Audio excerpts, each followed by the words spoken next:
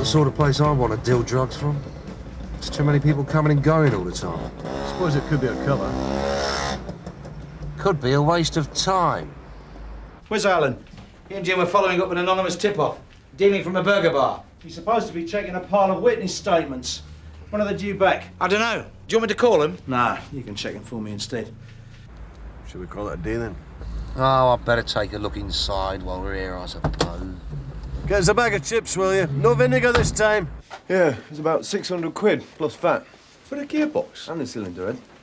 You could buy a mansion for the money you spent on that motor. Yeah, but you can't do a ton 20 in a mansion, can you?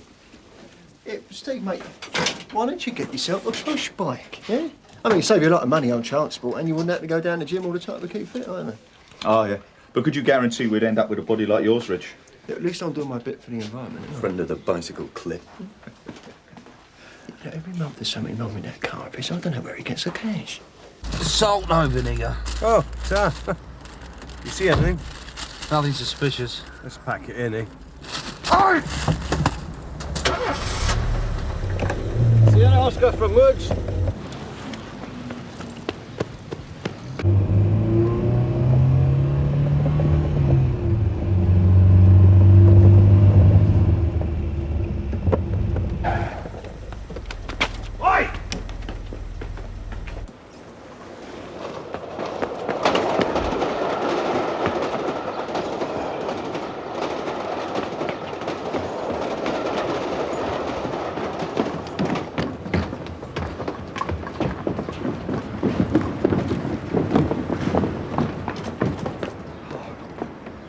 You're right, love. I think so. They took my bag. What was in the bag? Hundreds of pounds. I was going to the bank. From the takeaway? Yes, they stole money. I bagged the money. I was going to take it to the bank to pay it in. Don't worry, love. We'll catch you. Hey, what's going on? He took my bag. I couldn't stop him. There's been a robbery, I'm afraid, sir. Are you from the takeaway? Yeah, that's right. Your name, sir? Mark Elliott, the manager. Excuse me. Are you there, Jim? Yeah, go ahead, Reg.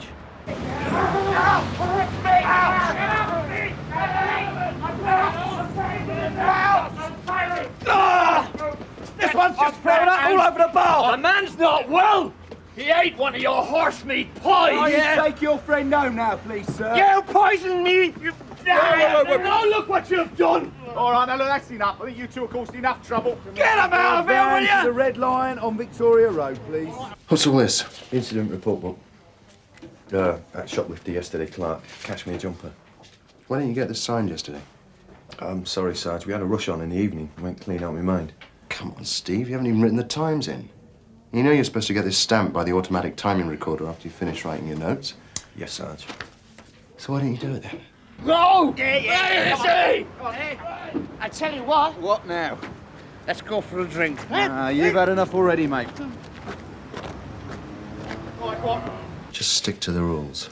No, all I'm saying is he's gonna have to Sarge. plead. What is it? Suspicion of burglary. Okay. Come on, boys. Do it properly next time. I mean, what good he's nearly got him to the victim? How much did he get away with? £1,407, 43 pence, 2 days takens. Any sign of dealing on the premises? Not that we could see. Nothing. Well, will you do me a favour? Next time you witness a robbery, don't just watch. Do something about it. Go on.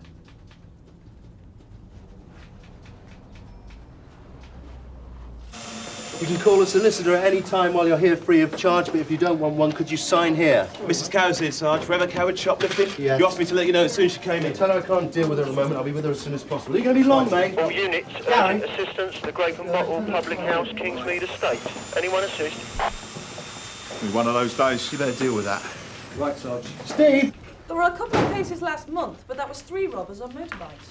Motorbikes often used in getaways. Mountain bikes risky. How did he know what the Chinese girl had in her bag, eh? Or has he just been lucky? Well, I've got nothing on the burger bar in my files, apart from that tip-off about dealing. Would you do a check on a victim for his pleased daughter? Her name's Lee Tay. I've got her address, and the manager, Elliot, he's worth checking out. Right, Mr. Phillips, if you could come over here and empty your pockets. Shh! Where's Carsey? Sarge, Mrs. Coward says she's not waiting any longer unless someone comes and talks to her. Hang on, Steve. Back in a minute. Yes, Sarge. I'd hurry up if I was you. I'm gonna be sick. Sarge, you know that victim of today's street robbery? You know the one where the robber got away on a bike and Carver and Woods lost him? The Speedy Diner takeaway. Not personally. Yeah, well, look, I just had a phone call from St Hugh's about a Chinese woman. She's been mugged and beaten up. Her name's Lee Tay. Now, I bet it's the same woman. Emma Coward's being interviewed, her dad's being interviewed. Soon the Rika brought in waiting for their parents. Right, I got on with the search and put Phillips in his cell. Fine. What'd you take off him? Belt and lighter. Was he clean? Yes, sir. You got a pen? Yeah. Thanks. Okay, half-hourly checks on these two until they sober up. Make sure you make a note of it on the custody record. I'll get some tea while it's quiet. Excuse me, I'm looking for that. Lee? Go away, please. What's going on? Who did this to you? You want to get me into more trouble? Please, leave me alone.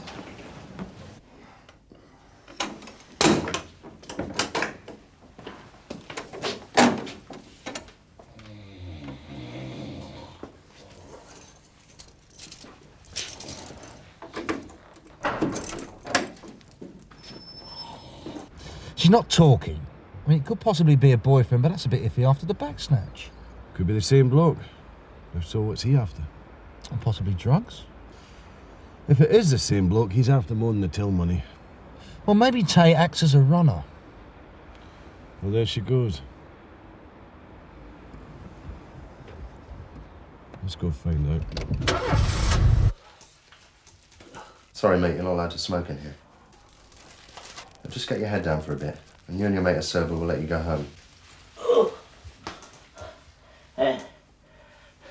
Where's my money gone? What money? I had 300 quid in me when I come in here. It's gone. You sure you haven't got it? It's not there. Empty everything out your pockets.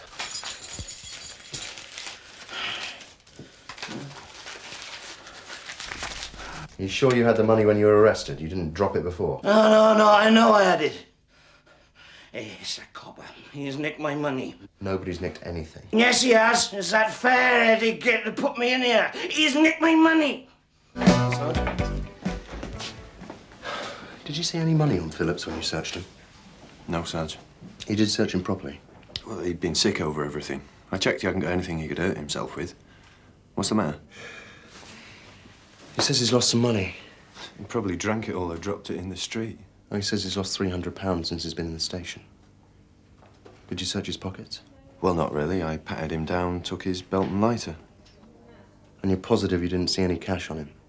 Or take any from him? No, Sarge. Certainly not. OK. We'll have to search the cell.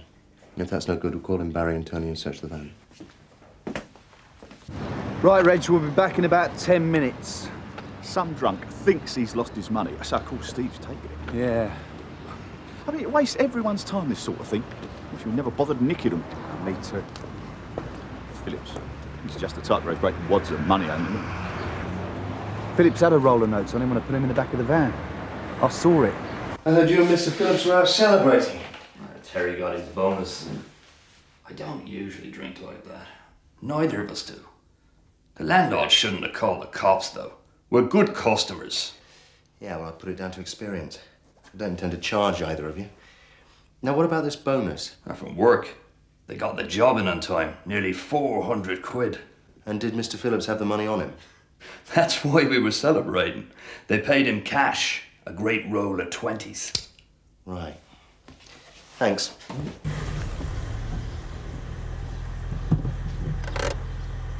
She's gone home. Isn't this the road she gave for her address? Yeah, 61. She must have been beaten up on the way home. Rambling Street's just around the corner. Nothing. Let's have a look in the front. Are you sure Phillips got in the van with the dosh? Yeah, what are we going to do now? Nothing we can do. You know Monroe's going to ask us if Phillips had any money on him when he got in the van, don't you? It looks like a squat. Hope our Miss Tay's not paying much rent on this.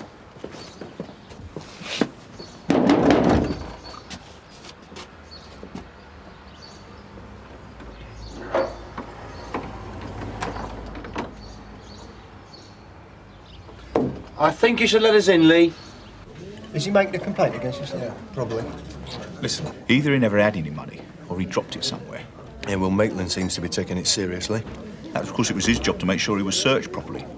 Strictly speaking, he should never have left you to do it. Another complaint. How many is that now? You know, Reg, I've lost count. Doesn't seem right, does it, eh? Some drunk can make a complaint against Steve and say that he took his money and it's a criminal allegation against him. Mind you, he did need the extra cash. What, just because he's been asking for overtime? Now, look, Steve has been grumbling about not getting any overtime because he's got that car he's still forking out for. Oh, come on. And the repairs. Treacle sponge. Think I'll go for that. How long have you been working at the Speedy Diner? 1 year. And how much do they pay you?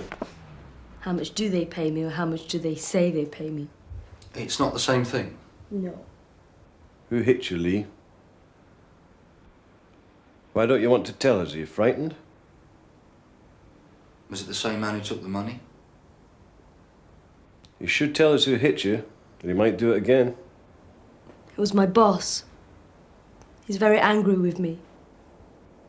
Elliot. Why? Because of the robbery? Because of the money? There was no money. That's the trouble. So the bag snatch was a setup? I couldn't think what to do. I didn't have the money to bank. So I thought if I pretend to be robbed, my boss wouldn't find out. He wouldn't believe me. And now he says he'll kill me if I don't pay him back. I think we should go down to the station and do this properly. I'm not arresting you, Lee, but I'm going to caution you. And I'll need to interview you. Do you understand? Come on in. Barry and Tony didn't find anything in the van. And I had a word with Creasy, you know, the guy who came in with Phillips? Well, he confirms that Phillips did have a lot of money on him. I suppose he saw me nicking it. Look, it's my fault, Steve. It's my responsibility to see his search properly. I didn't take his money, Sarge. I know you didn't. But I'm going to have to go to Monroe with this one. I used to borrow little bits from the takings and pay back from the next day's money and pay that back from the day after. Why didn't someone notice? I think my boss knew, but it was hard to prove because I always did the books and bagged the cash. It's a very serious offence, Lee, stealing from your employer. I didn't mean to steal it. I thought I could pay it back. But it got so much I was frightened. So what happened to the money? I needed it to live on. Oh, didn't he pay you? Sometimes. Oh, come on. You were working there full time. He must have paid you. I worked until 2 or 3 in the morning every day. And Mr. Elliot promised me £3 an hour. But there was always an excuse, or it was late, or he said the stocks were short and it was my fault. If he didn't pay you, Lee, why didn't you ask someone for help? I don't know. I didn't know who would help me. So you carried on stealing from your employer, huh? I wasn't stealing. I was borrowing. I tried to put it back. Well, why didn't you leave? I couldn't. I didn't have anywhere to go. When did you come to this country, Lee? 1.5 years ago. You got your passport with you?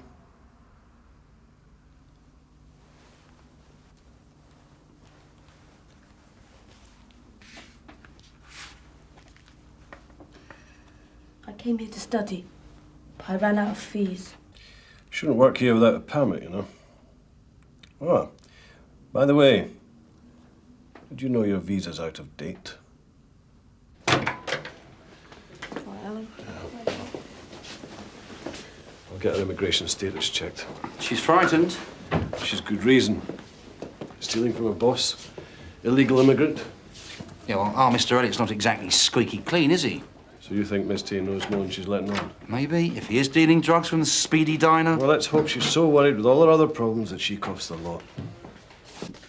Why didn't you supervise the search yourself, John? It's not like you. Custody area was packed out. I had juveniles and parents waiting. Phillips was about to throw up. Well, there's no excuse. I should have made them all wait. Is Phillips sober enough to make a statement? I'd give him about an hour. I want this cleared up. Yes, sir. Tonight, before we go off duty. Right. Well, what about Loxton then? Sir? The lost money, John. It doesn't look too good for Steve. Accusations of theft. Well, we all know that Steve didn't steal the money. Until the money's found, we can't prove anything, can we? Who's the bloke on the bike today?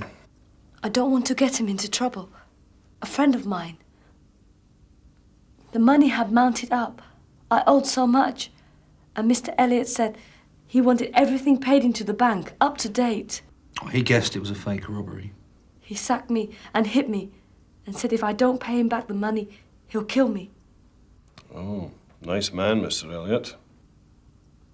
What will happen to me? It's up to the custody officer. You probably won't be released tonight because of your immigration status. Will they put me in prison? I don't know. It's not up to me. Look, Lee, you're in very serious trouble. You've already confessed to stealing from your employer and you could go to prison for that. And it looks as though you'll be deported, so the question is whether they'll send you to court for stealing before they deport you. They'll put me in prison and then send me home? Have you ever seen anyone selling drugs at the Speedy Diner? Drugs? No. I understand you've already checked the van. That's right, sir. We didn't find anything. When you arrested Mr. Phillips, did you notice if you had any money on him? No, sir. Barry? No, sir.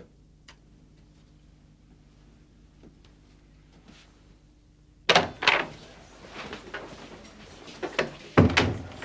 money better turn up. I told the truth.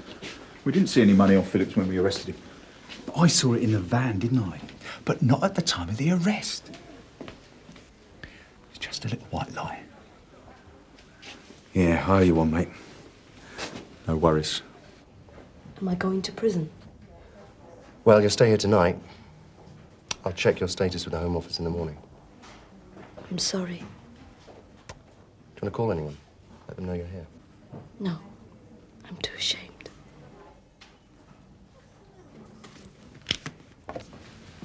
Steve! Sir? You take Miss Tate to the cell, please. Right. This way, please. John, I'd like a word with Mr. Phillips, please. Yes, sir. So, what have we got? Well, nothing on any dealing yet. How about the assault on the Chinese girl? Only Lee Tay's allegations. I doubt we'll get anything from Elliot. There was no witnesses, so he'll just deny the assault. So it's her word against his. I believe it, though, Gov. Yeah, but Donna's got Elliot in file for several assaults on his wife and girlfriend, but neither of them would prosecute. Bit of a misogynist, is he? He put his wife in hospital. How about the mugger? Lee Tay won't give his name. Said it was a friend doing her a favour and got nothing out of it. The bag was empty in any case. Yeah, but it's still conspiracy to defraud. All wasting police time. I want him found. Right, Gov. What about Elliot? Go down to the Speedy Diner and nick him. We can still try and do him for the assault. Mr. Phillips is adamant. He had about £300 on him when he came in and he hasn't got it now. His friend Creasy backs him up. So the complaint's official, sir? It'll have to be. Steve, I'll have to ask you again. Did you see any money at all when you searched him or when you took him into the cell? No, sir. He says that's the only time it could have gone. He was so drunk when he came in, I'm surprised he can remember being put in a cell. I'm sorry, I'll have to search you, Steve. Would you prefer the search to take place in the presence of the Federation rep? Yes, sir.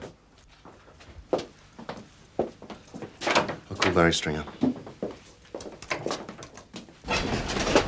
There's some specials, Mehmet. Oh, yes, sir. Yeah, what do you want?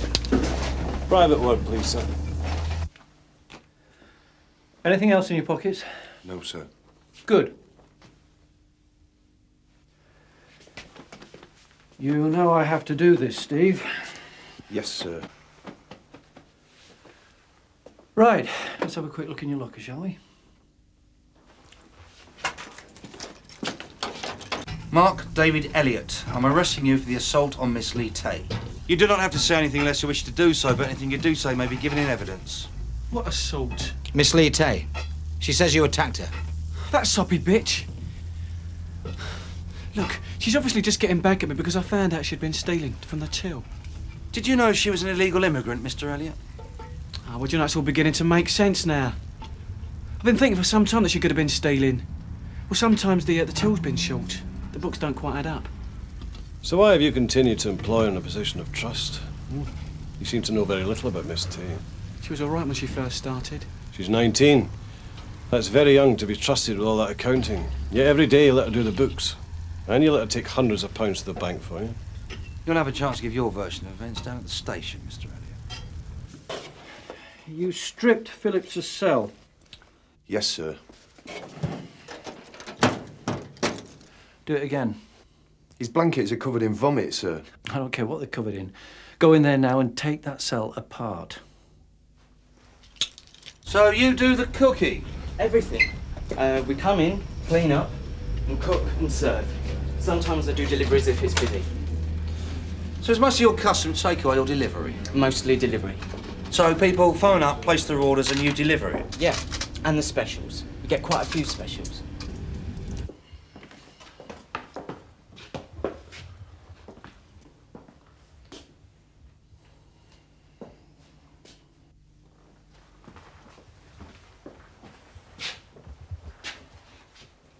The bedding, please.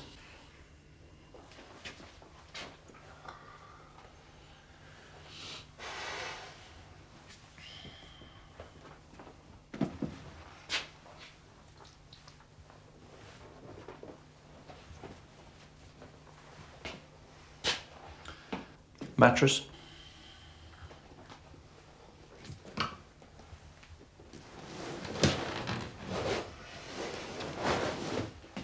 Nothing.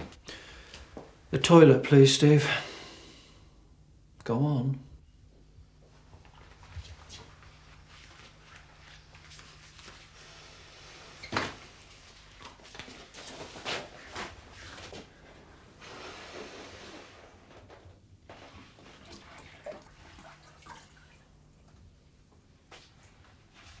They didn't block it up. It was blocked up when I come in here.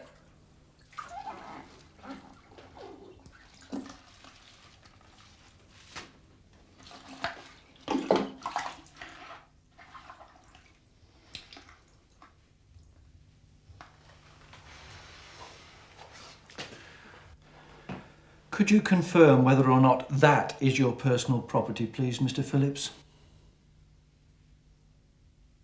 The boss writes an order out and sticks it on a box. We cook the food and take the order round when it's time. Why don't they phone in the order like anyone else?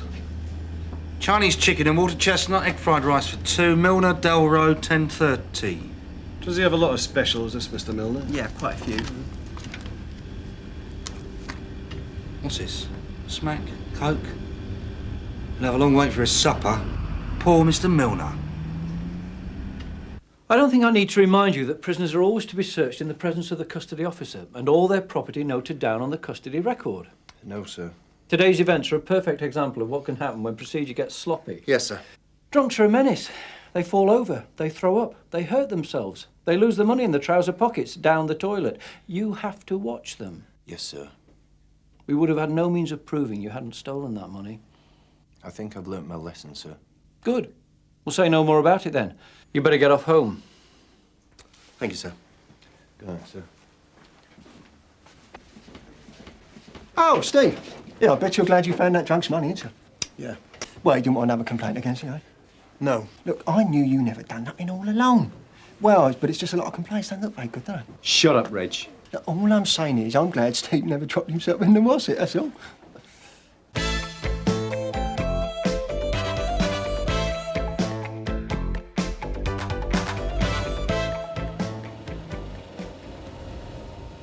He said 87. Don't think there is an 87. Why make up a bail address? Maybe he didn't think we'd check. Or maybe he didn't want to give his real address. Or maybe he didn't want the wife to know that he wasn't on night shift last night after all.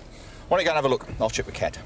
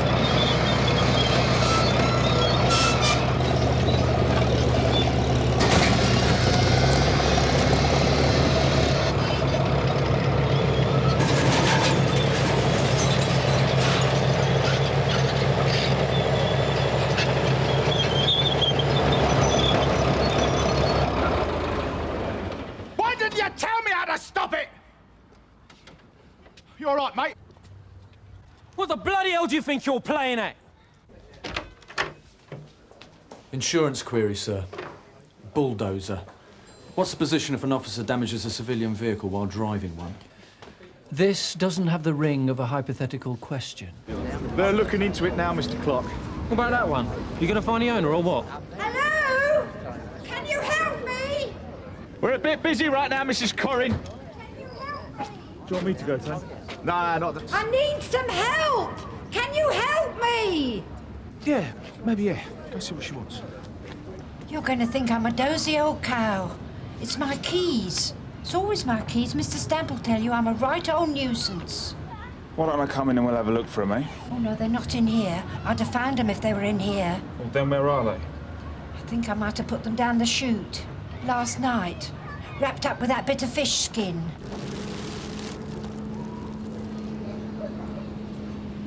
Should be wrapped up in newspaper.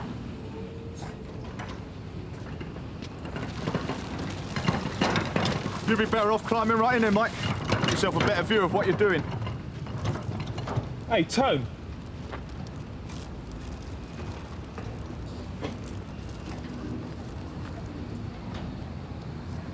A revolver? Yeah, an old Webley. Any form in the block? Plenty. Ah, well. Let's the idea of all that. Get Tony to bring the gun in. Let someone upstairs know.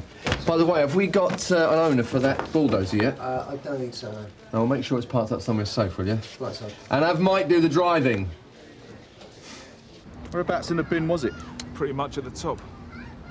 So it could have gone in there since we arrived. They won't be in there. What? Corrin's keys.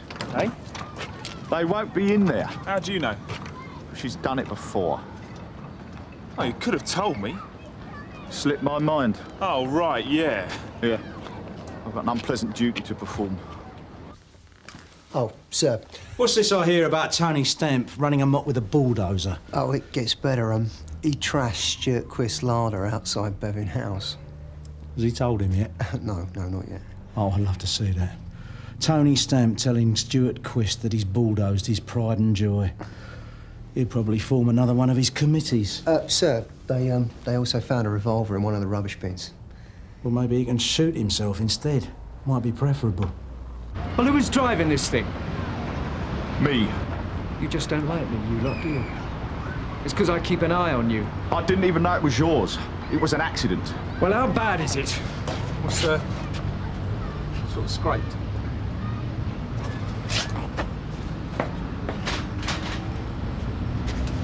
Show me. It wasn't him.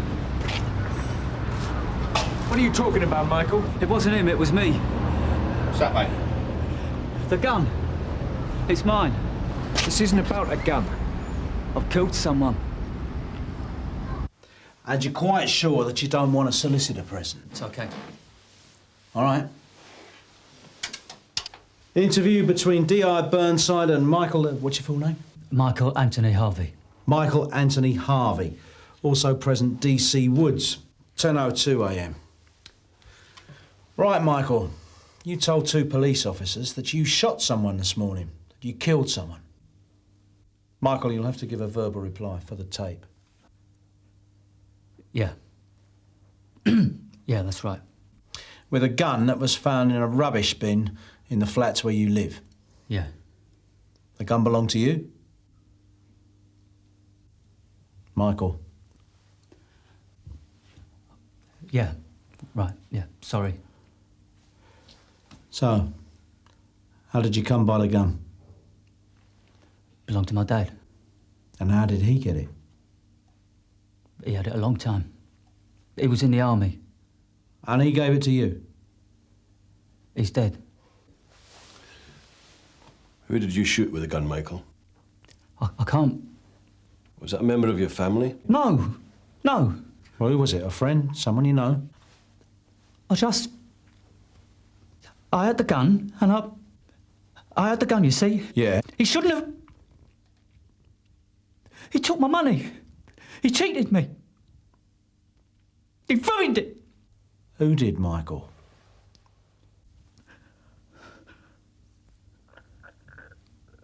I shouldn't have shot him, should I? Any idea how much the job spent on teaching you fancy driving? It was a vehicle I wasn't familiar with, sir. Barely 10 o'clock and you've laid waste half of Gatley Street. I was trying to prevent an accident, sir. Of all the accidents you could have had, an accident with Stuart Quist's larder was the one worth breaking your neck to prevent, I would have thought. I didn't know it was his, sir. He's probably writing to his MP as we speak. There was nothing I could do, sir. The accident was unavoidable, was it? Given that Tony didn't know where the brake was, yes, sir. I understand it was you that brought the vehicle to a halt, Mike. Yes, sir. That was good work. Thank you, sir. Message from Michael Harvey, sir. That bloke you shot this morning? Says it was Ronnie Gurman. Where? At his house. Please, God, let it be true.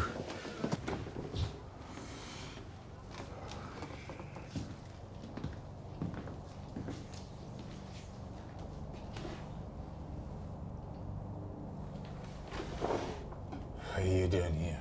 Ronnie. Rumours of your death an exaggeration, then. Pity. What do you do to your head, Ronnie? I banged on the cupboard door. Fair amount of blood. Sharp corner. There's a hole in the living room wall as well. What do you think did that? Hard to live yourself, is it, when you sold your birthright for the English shaman? You know anyone called Michael Harvey? Hasn't answered me yet. I didn't notice you sporting a clan tartan, Ronnie. Michael Harvey, Ronnie. You could tell me what this is about, you're gonna piss off out it. Which one of these cupboards you bang your head on? Hey, you need a warrant to own that cupboard. No, I don't. Get out of here! Why are you lying to us?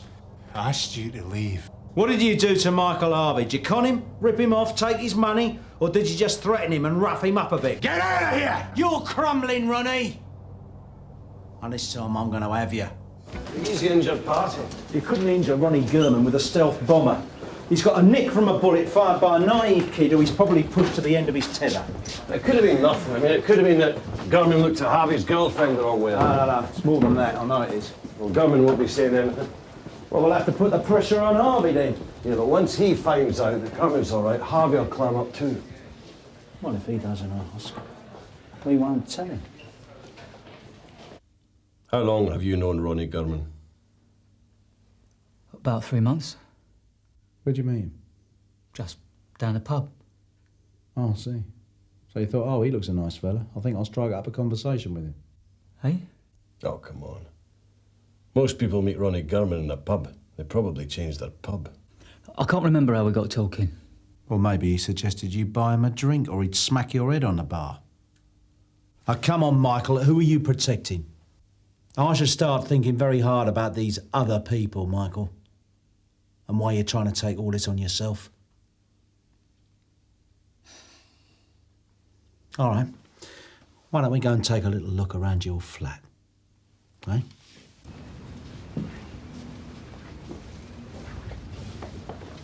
Who's this, Mum and Dad? Is your mother still alive? No. So, which is your room, Michael?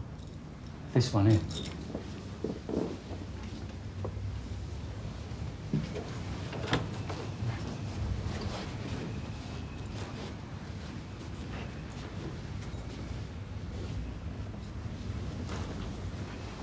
Girlfriend? Don't bend it. I'm sorry. Precious, is it? Yeah. Does the lady have a name? Susan. Susan? Susan Crossley. No. Half my life. Love, is it? Yeah. Engaged?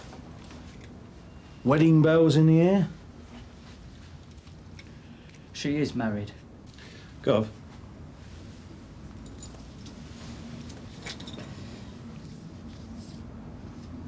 Who's this? Her husband. Susan's husband. Why the photos? Ronnie Gurman wanted them. Why? So he'd know him.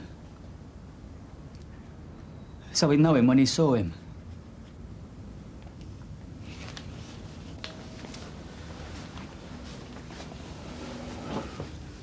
do you mean, Michael? So we could kill him. I paid him to kill him.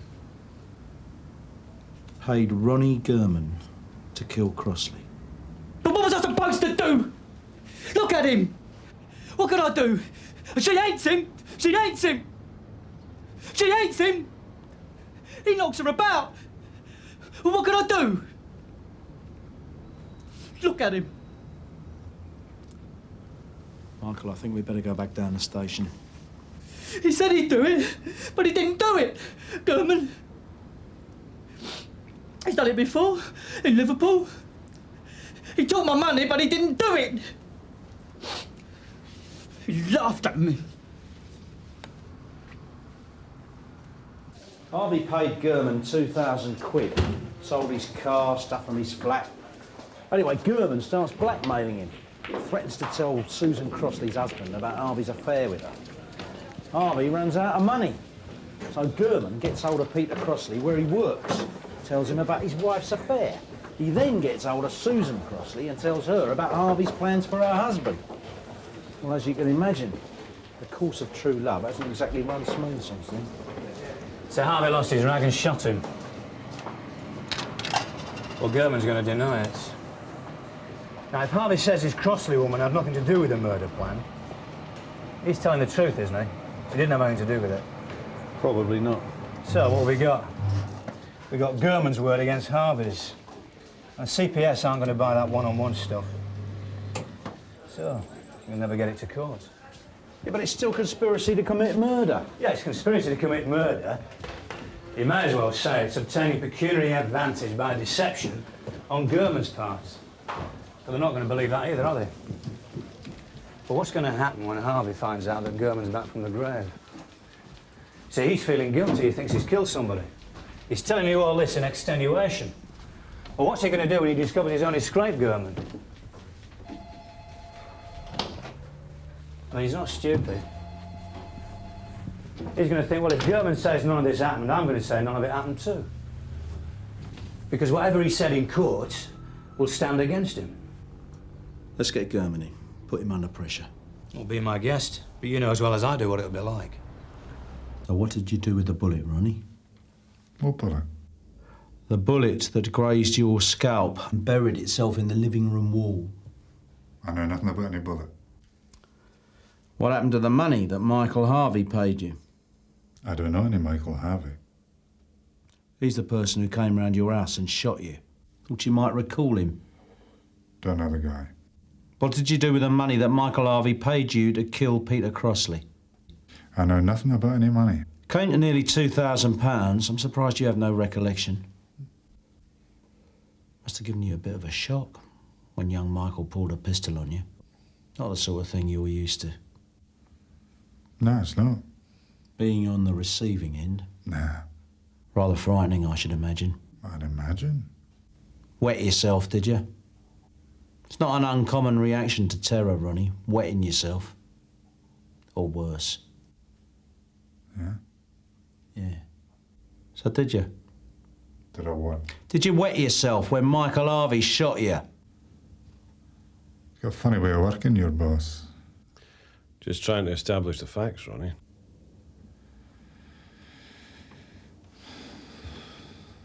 Next question. Well, we've a man there with a bullet into his head. With another one who's admitted causing it. Only trouble is, Alan, the one who's been shot's pretending it never happened. Why do you think that is? This is the one. He's not getting to you with all this Brother Scott stuff, is he? Look, Gurman's a slag. And Harvey's a naive lad suffering from rush of blood to his brain. I agree with you there. But Gurman didn't come running to us. As far as he's concerned, it's a private matter between him and Harvey. It's you that's turning it all around and dumping it on him. I want Gurman sent down. I want him off my ground. Back to where he came from. I just want him off my ground. Mrs. Crossley. Police. We need to talk to you.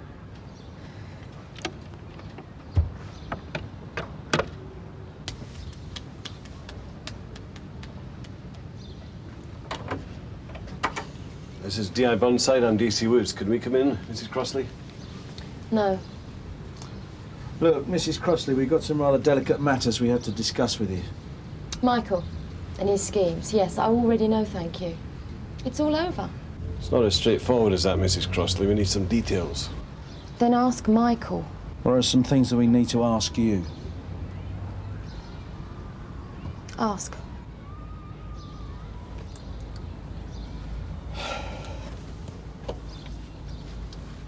Had you met Ronnie Gurman before the other day? No, Did you know what Michael Harvey was planning? I do now. Did your husband know? Are you going to tell him?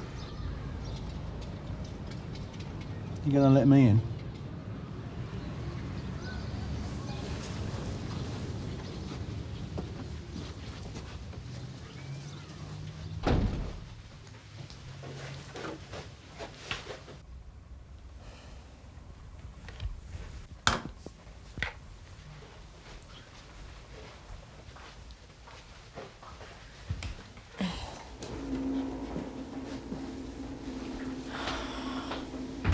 We go back a long way, me and Michael.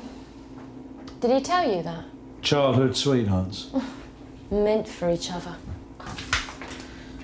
Now look at us. So why'd you marry Crossley? He was there. I thought Michael wasn't going anywhere. When was this? Oh, nearly 4 years ago now. How did he take it?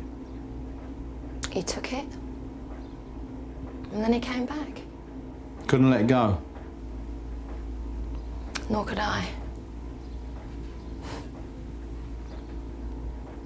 Is he going to prison? No, Susan. I don't think he is.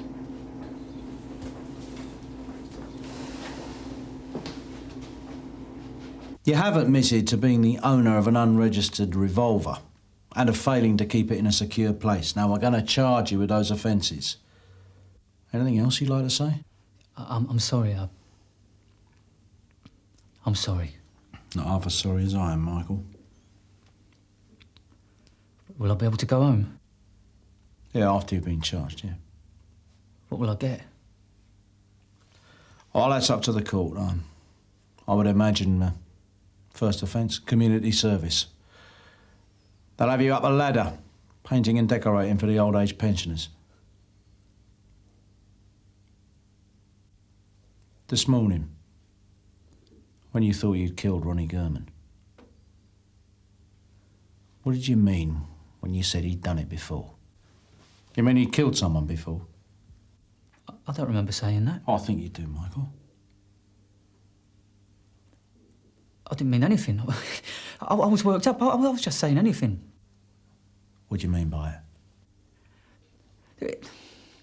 There was just something someone said. Nothing. Look, Gurman's got nothing against me. I've got nothing against him. There's nothing. It was just something Stuart Quist told me when he saw me with Gurman. Rumours, nothing. He told me to be careful. He told me Gurman had killed a bloke in Liverpool. A Polish bloke. Gov. Peter Milanovic, stabbed to death March 88 in a pub car park in Birkenhead. The file's still open and there's some forensic. Right. Let's go and confront your compatriot with the good news, shall we? So, it appears that you've been telling us the truth about banging your head on a cupboard door, Mr. Gurman. Yeah? Yeah. Good. It seems that I've got entirely the wrong end of the stick. Ah, it could happen to anyone. Well, that's very kind of you to say so. And Michael Harvey says he's sorry for all the trouble he's caused everyone. So that appears to be that, doesn't it? Well, you tell me. Oh, I'm going to, Ronnie. I'm sure this is all probably just another misunderstanding. But there are some gentlemen who are on their way down from Merseyside who want to talk to you. Any idea what that might be about? I can't say that I do. You sure about that, Ronnie? Only I could have sworn I saw a moment's panic in your face just then.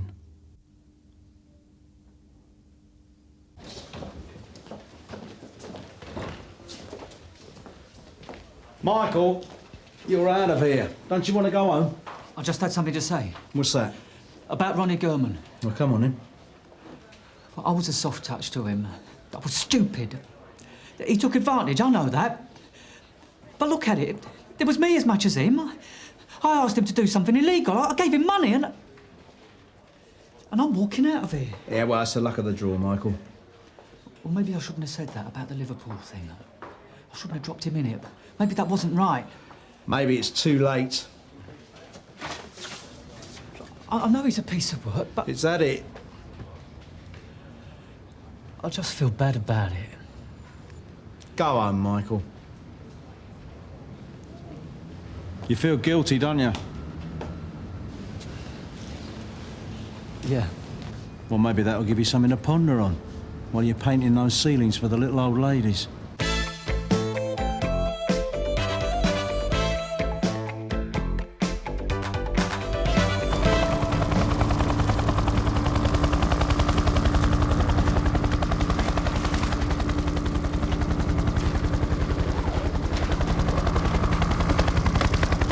All yours now, Bob. I'll get my report over to you later. Thanks.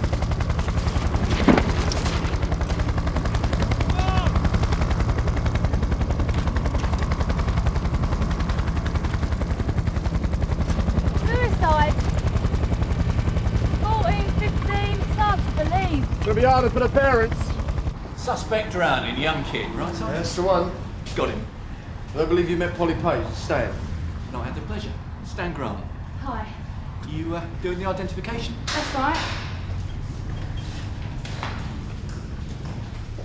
Very considerate of your governor to find you one that's only been in a day or so. Who's the pathologist on this one? Mr. Myers. You should get something tomorrow. Looks like a routine drowning. Not a lot for forensics, but he's in good nick. Shouldn't be hard to place. Oh, there is this. Nice little butterfly tattoo. Dinky. I'll tell you something else. It's been a long time since he had a decent wash. He's got nits. Age between 14 and 16 years. Male, IC1. Sierra Height Oscar 5 2, foot Sierra 7 Oscar 2 inches. from Hair Sierra light Oscar. brown. Eyes hazel. Yeah, Whitegate Estate, Gatley Road stores. No obvious scars steaming or incident. birthmarks. A small Concerned tattoo on his 6 left or 7 forearm. A IC1s butterfly. and IC3s. Red, Can blue, you yellow. attend? And he can put his foot down. It's the fourth time this week we haven't got one kid to show for it. Easily said, Sarge. I was out there last Wednesday. There's never a kid about when you get there. Oh, presumably one of the shopkeepers can identify the little swags. Yeah, well, they want us to catch him, but they don't want to. You should be grateful you didn't get one you had to bring in on a shovel. Now I'm supposed to laugh, am I? Eh? Or rush out of the room because it's too much? Stuff it, Steve. Well, the job's full of all that. If you can't make a joke every time you see a dead body, you haven't got it. Yeah, I've heard worse than I got from Steve Loxton. Or from Stan the mortuary man. See, I'm doing it too. Yeah, it's easy enough to pick up. Doesn't mean to say it's a good idea. I kept looking at him. He hardly seemed dead at all. I keep thinking it wasn't that long ago I was his age. You're my little brother. Well, we all know the Steve Loxton school. If you can get a probationer to throw up, it's drinks all round. Molly! Coming, Sarge! And so 5 have sent us a match, there's no doubt about it. Who was he? I've been on to the local Nick, it's in Manchester. They're faxing the details down. Oh, June, you'll do. Whitegate Estate.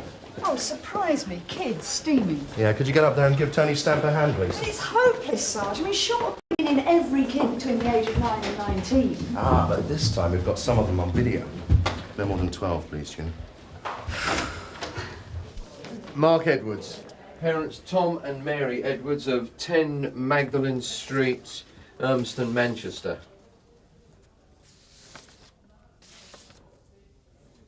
You're right. It's him. Been missing nearly 6 months. One possible sighting, that's all. Watford Gap Services, southbound. That was the day after he left home. So the assumption is that he came down here. Well, that was right. But no one's seen him. No contact at all with the parents. How old was he? Be 16 next month. It's not easy reading. Mr. and Mrs. Edwards got a lot to say. What their son was like, what he enjoyed doing, how he was getting on at school. Seems quite a bright lad. Better than just a couple of lines, I suppose. Tall, short, dark, fair, missing. Sometimes you wonder if the parents are that bothered. Sometimes. And then you look at all of that. All right, Polly, sleep well. Shut it, Steve, eh? Predictable as the next shift. Mark Edwards' parents are coming in this afternoon. Well, I'm chasing steamers out on the Whitegate. The message is simple. Faster. Come on, Sarge, by the time we get there, they've all legged it. A fast response is the only way we're going to stop these kids from steaming. Now, we only need to catch a couple of them. And if we do, that might make Sergeant Maitland's day. Because he's beginning to take it personally. One more thing. This is a photo of the boy whose body was found in the river yesterday. Positive identification, one Mark Edwards, missing from his home in Manchester for nearly 6 months. We think he's been living rough on our ground, so anyone who knows him, knows of him, we're trying to find out what we can about his last movements. Polly's got copies of the photo.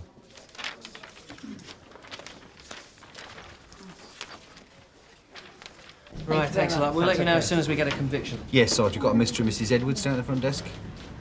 Yeah, I wondered if you wanted to send Polly down. Yeah, right. Yeah, OK, I'll keep it in.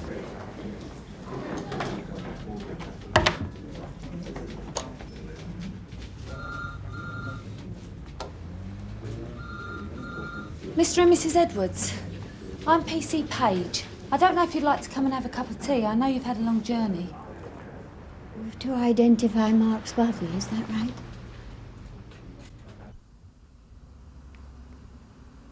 We prayed it wouldn't be him. But we knew as soon as... It is your son, Mr. Edwards. Yes. I'm the coroner's officer, Jim Rayner. And this is the pathologist, Mr. Myers. Identification complete? Mr. Myers, these are Mark's parents, Mr. and Mrs. Edwards. He drowned then?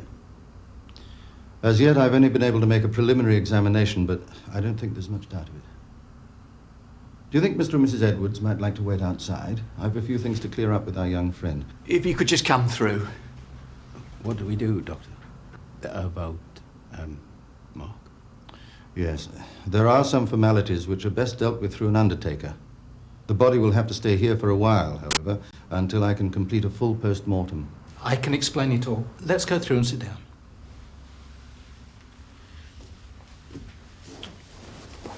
Come on.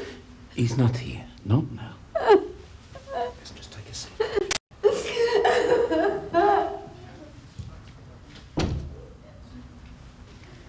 Now, you see these contusions? Here, here, here, several more in the lumbar region, quite pronounced. Yes. Well, there's no doubt about the cause of death, as I've said. But these bruises were inflicted close to the time of death, a matter of hours. In the river? I don't use the word inflicted casually. This boy was badly beaten.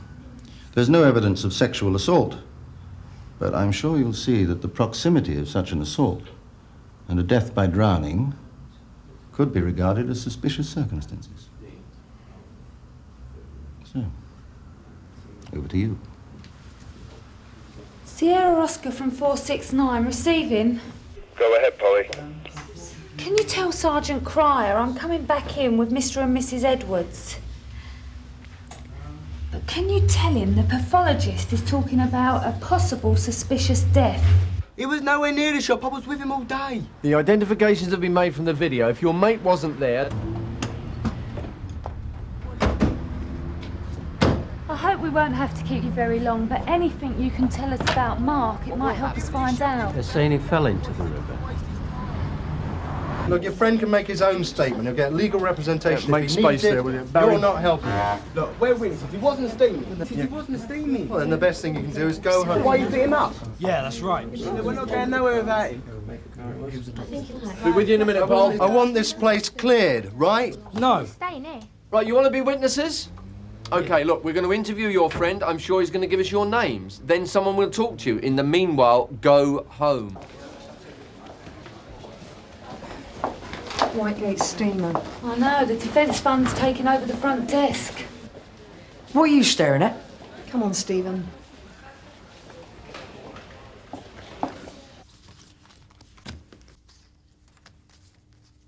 Oh, that one was where we set the camera up to take the photograph itself, the Christmas before he left.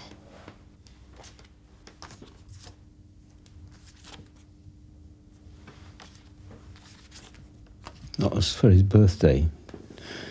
Wasn't you, but I thought it was pleased. Don't worry, love. It doesn't matter now.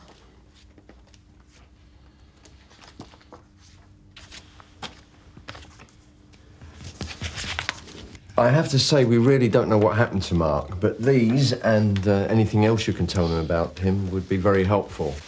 We're trying to retrace the events of 2 days ago, find the people that he spoke to, who saw him. Yeah, come in, Polly. Just set it down there. So. Thanks, love. Did he know anybody in London? Anyone he would have stayed with, kept in touch with? We only came to London with him half a dozen times. Pantomime when he was little. One year we brought him to the Royal Tournament. Just visits, like... We didn't have any family here. Friends? We tried everything when he left. We came down weekend after weekend looking... Just wandering around London looking. But we didn't know where to look. We never heard from him. Couldn't swim, you know. I tried to teach him, and the school tried, but he was frightened of the water. It wouldn't have lasted long. Well, it would help us if we knew why he left home. We still don't know. He just went. He was doing well at school. He seemed... never roused, but not even roused, really. You know, he was 15. You don't expect it to be all plain sailing, but we saw what other people were going through with their teenagers. Well, we thought we were lucky, didn't we? We never laid a finger on him. Never.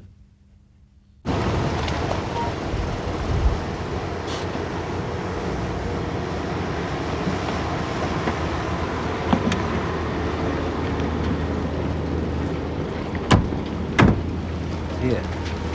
Yeah.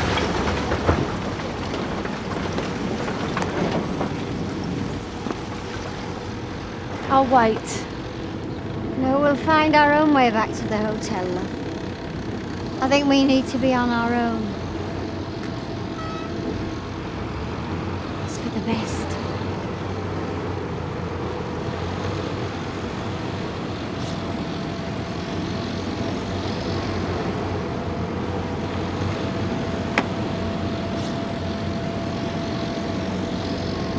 It's not a question of where you start, it's where you stop.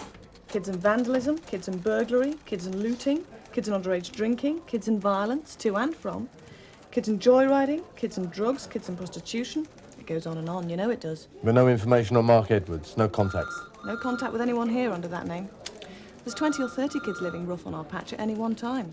The younger they are, the more careful they are about keeping out of our way. They don't want to end up in care or back home. I think I better start on the street. Oh, yeah, Polly, come in. Have you got the Edwards fixed up with digs? Yeah, I left them at the river. They wanted time alone there. Right. Strike yourself off the relief. Mr. Burnside hasn't got any detectives. We'll have to see what we can do. Thanks, Donna.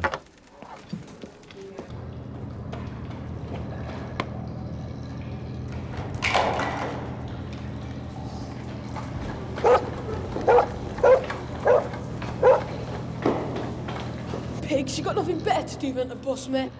We're not busting you. You just want a little help. You know this boy? No. His name's Mark Edwards. I've never heard of him. And he's dead. And we think he's been living rough in this area. We want to know what happened to him. It don't much matter if he's dead. They certainly don't want to talk. I don't think they even believed us about Mark. No, well, I think we'd get a different reaction if they'd seen him. Now, do you know him? Have you seen him? No. What did he do then? Didn't do anything. He was a scumbag, you heard? Look closely, eh? 2 from Sierra Have you Oscar seen receiving. him? 9-2 receiving. Go ahead, Steve. Ah, scumbag. Had a call about the You've Edwards got to be business. joking. A young lad. Been We afraid didn't give a of it, name or don't you? anything. Have a Just good put me look. off. The phone box in Clarence Road. Go on then, on your way. Well, if he calls back, tell him I'll meet him anywhere he likes, OK? Understood, Sarge. Steve Loxton, he reckons someone's been trying to get hold of me on the phone, but he hung up, but he thinks it was a boy. What did he say? Nothing. Apparently he was frightened off. But where was that gay pub, the Ring of Bells? That was in Clarence Road, wasn't it?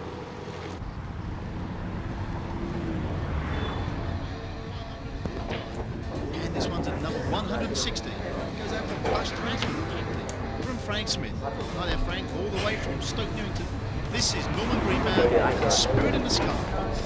Can I get you, Sergeant? I'm trying to trace anyone who would know this boy who might have seen him in the past couple of days. They all look the same to me. What's he drink? Look again. I don't know him. He's underage anyway, by the look at him. It's not usually a problem in this pub. What's that supposed to mean? Look, do me a favour, will you? Your governor's very happy to have this place used as a meat rack. It's been raided often enough. Now, if this boy was ever in here, I want to know, because he's dead now. I think we've got something. This is Rob, Sarge. Oh, Rob? You know Mark?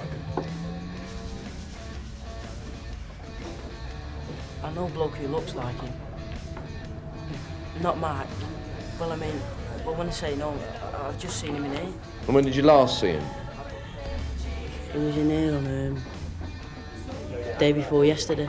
Tuesday? Yeah. With anyone or on his own? He was with his mate, And what's his mate's name? Dave, I think. And where does this Dave live? You're joking, aren't you? Did you see him leave? One of them. The one you say is dead. Left on his own, did he? Nah. He went out with one of the punters. Leave it, Rob. He owes me, right? You'd like to give us a description, would you, Rob? Yeah.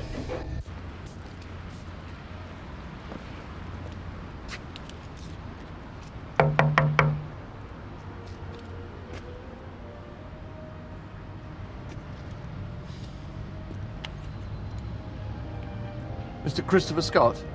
Yes? Sergeant Cryer, WPC Page, Sunhill. What about? I think it might be better if we came inside, sir. Well, why not? Concerns your movements the night of the 15th, 2 days ago. And? You were at the Ring of Bells on Tuesday night, sir. I stopped for a drink on my way home from work. The Ring of Bells has a reputation, sir, not the sort of place that you would stop for a quiet pint. It's a gay pub. I'm gay. Is that a problem? I'm sure it is. Its reputation is more about picking up men for paid sex. Very young men. Most gay men wouldn't go near the place. Then you give me a list of pubs you like, and I'll stick to that in the future. Okay? We found you, Mr. Scott, because we have a description of your car. You were seen at the Ring of Bells on Tuesday night with this boy. Do you know him?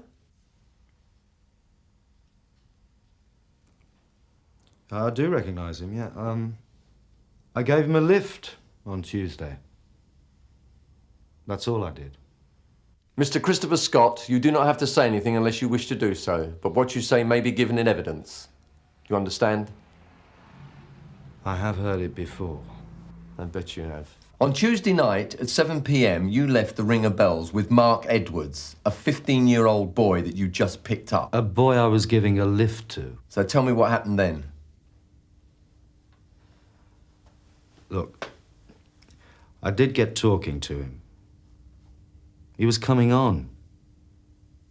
And yeah, I fancied him. Maybe I did think about it. But the moment I realised how old he was... You took him to your car? I did offer him a lift. He was hassling me. He wanted money. They're monsters, some of these kids. I just wanted to get rid of him. I stopped at another pub. I bought him a drink. I gave him a £5. I told him to get lost. Whatever he said, that's what happened. I think what you mean, Mr. Scott, is that with a few more drinks inside of him, he would have been more willing to do what you want. You can think what you want. Name of the pub? The Crown. In? Dart Road. And then? There were a bunch of yobs in the bar, drunk, and they sussed it. They were whistling, blowing kisses. It's hardly a gay pub. I just went in there to dump him. I don't even know his name. It was getting heavy with these guys, so I went. The boy came out after me and the yobs. I just drove off. And the boy?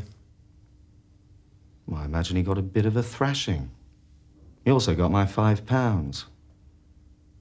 He probably thought it was worth it. Polly?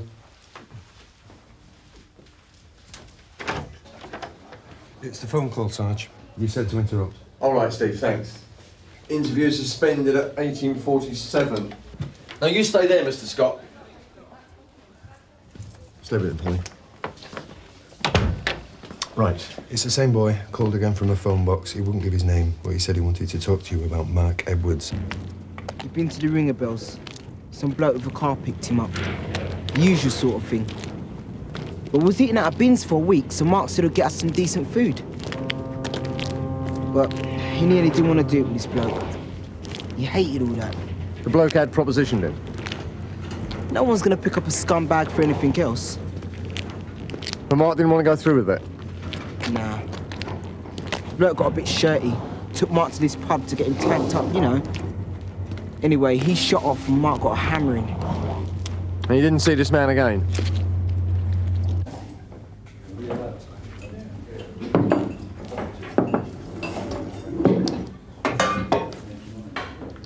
So what sort of a state was he in? Roughed up. But I mean, more in a state about himself than being beaten up. About what he was doing going with this Ponce. He was always talking about how he screwed up his life and his parents' lives. And how he'd rather be dead than living like filth. He always said that. I just said, get on with it. He always said he'd rather be dead. I mean, we'd laugh about it. I didn't know. I didn't. His parents are down here. Yeah? It might help him if they knew something about what happened. Well, I don't see how. Because they're always going to want to know. From someone who was with him. Don't look at me. I had to tell somebody. He just went off.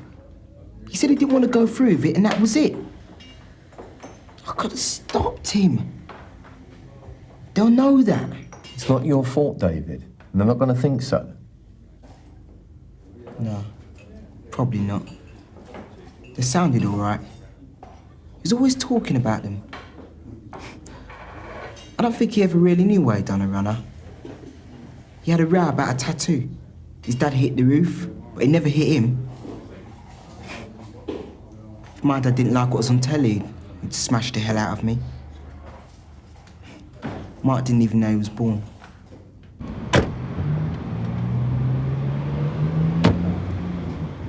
We can't just let Scott go.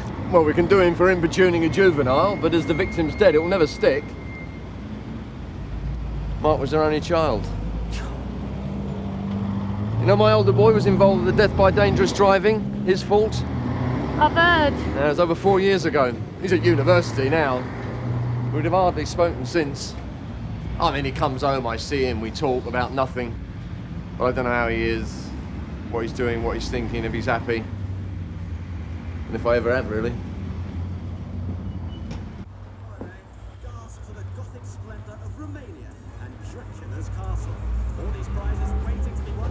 What are you going to tell him? The truth. Well, I'm sure they'd like to hear that it was an accident. I wish they could.